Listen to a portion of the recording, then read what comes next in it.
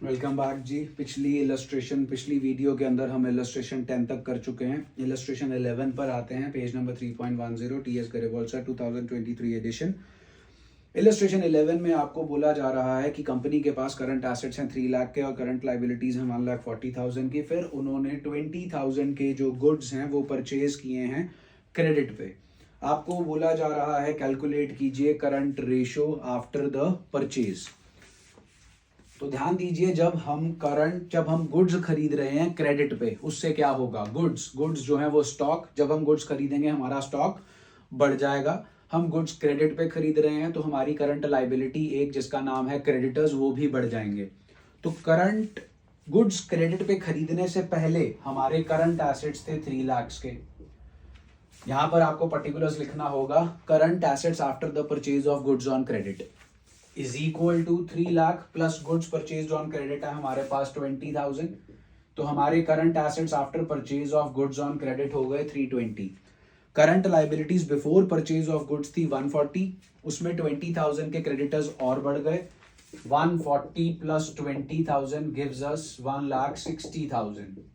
हमारे पास current assets और करंट लाइबिलिटीज आ गए after the purchase of goods on credit 320 and 160। लगा दीजिए फॉर्मूला करंट रेशो का, 2:1 आपका आंसर आ जाएगा। टीएस क्वेश्चन नंबर 10 इसके इक्वल है। इलस्ट्रेशन 12 पर चलते हैं। करंट लाइबिलिटीज दे रखी है, करंट रेशो दे रखी है। फिर बोला जा रहा है कि हमने 25,000 रुपीज क्रेडिटर्स को पे कर दिए। कैलकुलेट कीजिए current ratio after the payment. हमारे पास करंट रेशो जो है वो गिवन है 2.5:1। और जब हमारी करंट रेशो 2.5:1 थी, हमारे करंट एसेट्स कितने हमें नहीं मालूम, लेकिन करंट लाइबिलिटीज हमें मालूम है, वो है 1 लाख। तो करंट एसेट्स हमारे पास आ गए 1 लाख इंटू 2.5 दैट इज 2,50,000। अब पेमेंट से पहले हमारे करंट एसेट्स भी हमें मालूम है और करंट लाइबिलिटीज भी हमें मालूम है। अब हम जब पेमेंट करेंगे तो क्या होगा, पहले आप चेक कीजिए पेमेंट कर किसको रहे हैं। पेमेंट आप क्रेडिटर को कर रहे हैं, जर्नल एंट्री बनी क्रेडिटर टू कैश। अब क्रेडिटर हमारी लाइबिलिटी है वो भी कम हो गया, कैश हमारा एसेट है वो भी कम हो गया। अब जब हम पेमेंट कर देंगे तो हमारे करंट एसेट्स 250 नहीं रहेंगे, 250 में से 25,000 चले जाएंगे, बच गया 225। आप लिखेंगे current assets after payment is equal to 2,50,000 minus 25,000। Current liabilities after payment 1 lakh minus 25,000 gives us 75,000. So now we have current assets as well as current liabilities after the payment stands at 225 and 75. Current ratio comes out 3:1. फिर आती है जी illustration हमारे पास 13। Illustration 13 के अंदर हमारे current assets और current liabilities दे रखे हैं 6 लाख एंड 4 लाख और करंट रेशो भी दे रखी है 1.5:1। फॉर्म जो है वो चाहती है कि अब हम अपनी करंट रेशो को 1.5:1 से लेकर जाएं 2:1 में। इसके लिए वो क्या करना चाहते हैं, इसके लिए वो करंट लाइबिलिटीज का एक पार्ट जो है उसे पे ऑफ करना चाहते हैं, मतलब करंट लाइबिलिटीज को कम करना चाहते हैं, of course buy paying cash. और आपसे वो चाहते हैं कि आप ये बताइए कि कितने की करंट लाइबिलिटीज को पे ऑफ किया जाए ताकि हमारी करंट रेशो जो कि अभी 1.5:1 है वो बढ़कर हो जाए 2:1। We don't know the amount of current liabilities to be paid when we don't know anything. Mr. X comes into the picture. हम सपोज कर लेते हैं let that missing amount be X. हमें मालूम है कि हमारे करंट एसेट्स और करंट लाइबिलिटीज पेमेंट करने से पहले कितने हैं।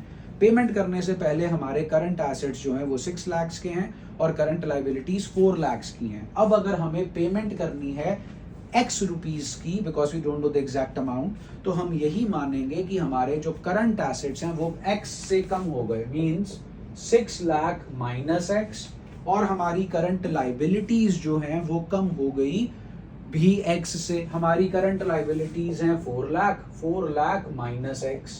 अब x से हमारे करंट एसेट्स और करंट लाइबिलिटीज के कम होने के बाद हमारी जो करंट रेशो है वो बन जाती है 2:1। तो ये आ गई हमारी करंट रेशो। अब हम इसे क्रॉस मल्टीप्लाई करेंगे तो हमारे पास 6 lakh minus x is equal to 2 into 4 8 lakh minus 2x आ जाएगा।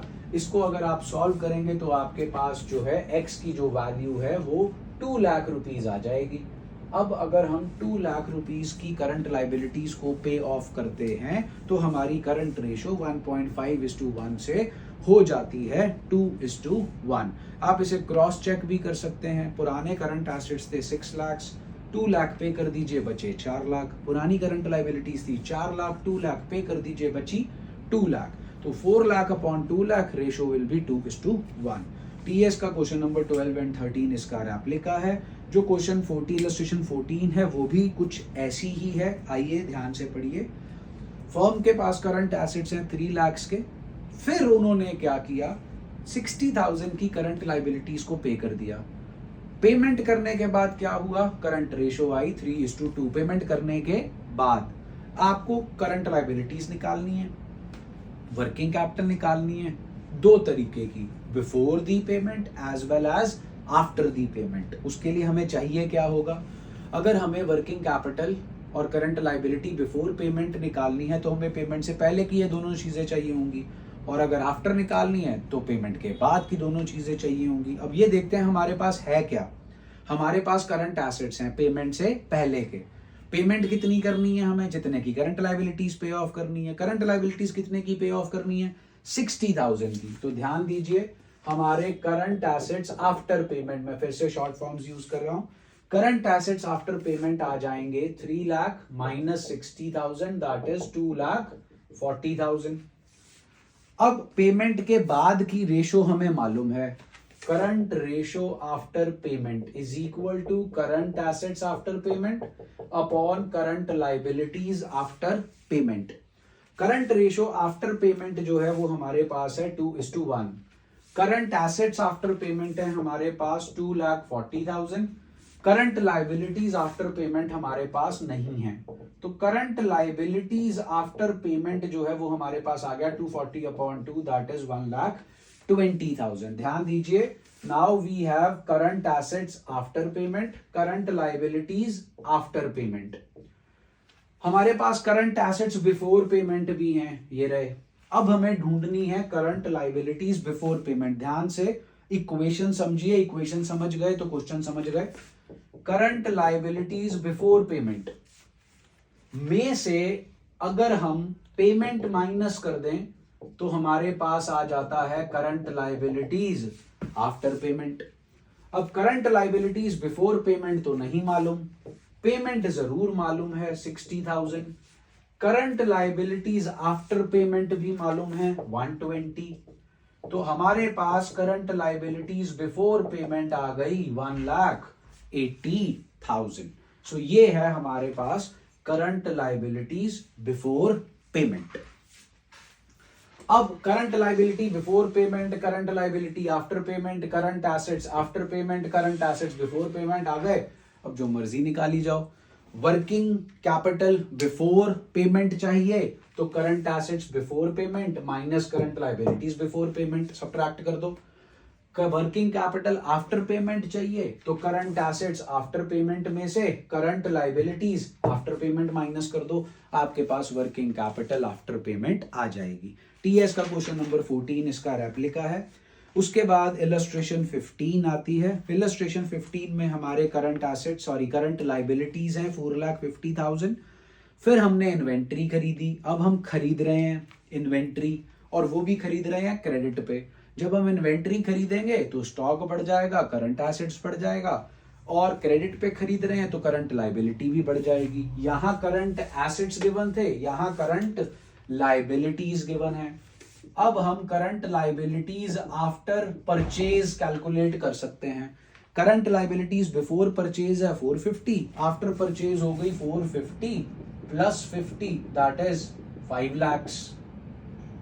करंट लाइबिलिटी आफ्टर परचेज आ गया, करंट लाइबिलिटी बिफोर परचेज आ गया। हमें करंट रेशो दे रखी है आफ्टर दी परचेज, वो है 2:1।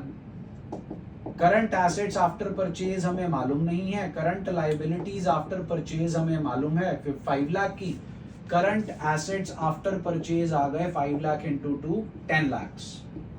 अब करंट एसेट्स आफ्टर परचेज हमारे पास 10 लाख के आ गए। अब हमें कैलकुलेट करने हैं करंट एसेट्स बिफोर परचेज।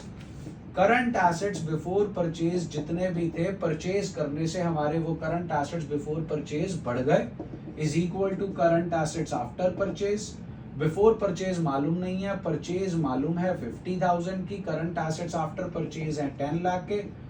10 में से 50 माइनस हो गया, 9,50,000 आ गए हमारे पास current assets before purchase. Now we have both the stuffs, that is current assets as well as current liabilities, both before as well as after purchase. उसके बाद अब आप जो है वर्किंग कैपिटल जो है वो कैलकुलेट कर सकते हो। तो ये थी आपकी 4 transactions, illustration 11, 4 illustration, illustration 11 to illustration 15, जिसमें बिफोर आफ्टर वाला सिनारियो था। उसके बाद जो आपके पास सेटअप है वो बड़ा इंपॉर्टेंट सेटअप है और ये 1 मार्कर में आपसे जो है वो पूछा जरूर जाता है। इसके लिए पहले ही एक वीडियो मैं बनाऊंगा जिसमें आपको ये क्लियर करूंगा कि जब आपका क्वेश्चन आता है कि आपकी ट्रांजैक्शन का रेशियो पे क्या अफेक्ट पड़ेगा, इंक्रीज होगी, डिक्रीज होगी कि नो चेंज होगा, पहले मैथमेटिकली वो आपको क्लियर करेंगे। उसके बाद अगली वीडियो में इलस्ट्रेशन 16 से लेकर 21 करके हम अपनी करंट रेशियो को जो है खत्म कर देंगे। वीडियोस पसंद आ रही हैं जी तो उन्हें प्लीज शेयर कीजिए, लाइक कीजिए और चैनल को सब्सक्राइब कीजिए। आपको ऐप के बारे में भी बता रहा हूँ मैं हर वीडियो के एंड पे। एंड्रॉयड अगर आप फोन यूज कर रहे हैं तो तरुण अकाउंटेंसी क्लासेस की ऐप डाउनलोड करें, iOS कर रहे हैं तो माई इंस्टीट्यूट की ऐप डाउनलोड करें और आपका जो यूजर कोड है वो है OR, जो ऑर्गेनाइजेशन कोड है वो है TACD, T for tap, A for apple, C for cat and D for dog. आपकी ऐप डाउनलोड हो जाएगी, वहां पर आपको फ्री मटेरियल जो है, वीडियोस जो है वो ये मिलेंगी और भी अगर आपकी कोई रिक्वायरमेंट होगी तो वो 1-on-1 बेसिस पे आपके साथ जो है आपको केटर कर दी जाएगी। Stay healthy and safe.